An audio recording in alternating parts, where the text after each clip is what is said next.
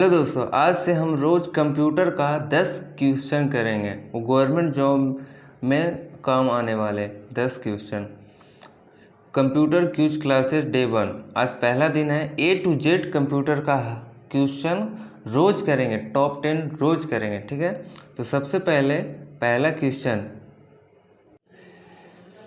तो हमारा पहला क्वेश्चन है, निम्नलिखित में से किसे कंप्यूटर का पितामह कहा जाता है? Option number A Herman Hollerith, option number B Charles Babbage, option number C Blaise Pascal, या ऑप्शन नंबर डी जोसेफ जियुप्ट।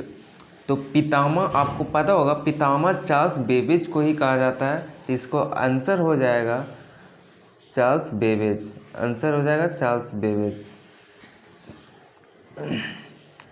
चलिए अगले क्वेश्चन में बढ़ते हैं।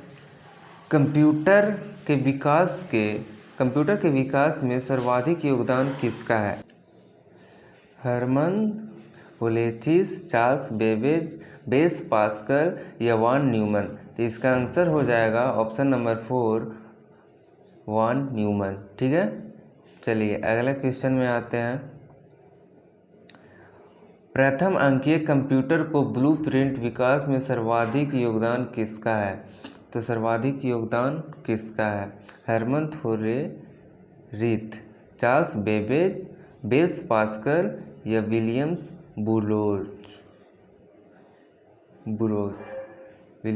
बुरोज।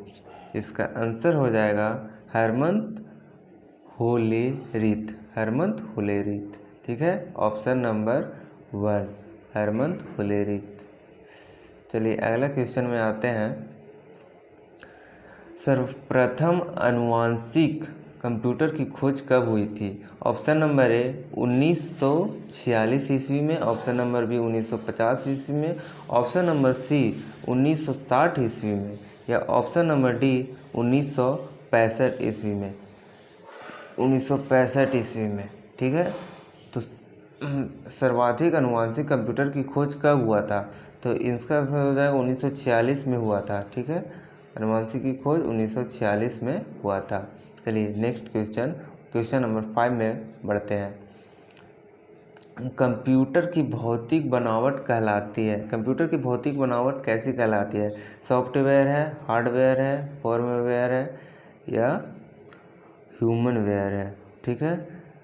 तो ह्यूमनवेयर हो नहीं सकता है, ठीक है। फर्मवेयर भी नहीं हो सकता, और ये ना ही सॉफ्टवेयर हो सकता है। कंप्यूटर एक हार्डवेयर है, तो इसका आंसर हो जाएगा हार्डवेयर।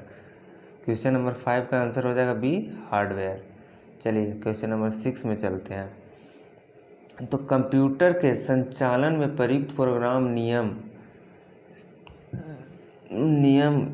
क्या है? फिर से, कंप्यूटर के संचालन में प्रयुक्त प्रोग्राम नियम तथा कंप्यूटर क्रियाओं के संबंधित अन्य लिखित सामग्री को कहा जाता है।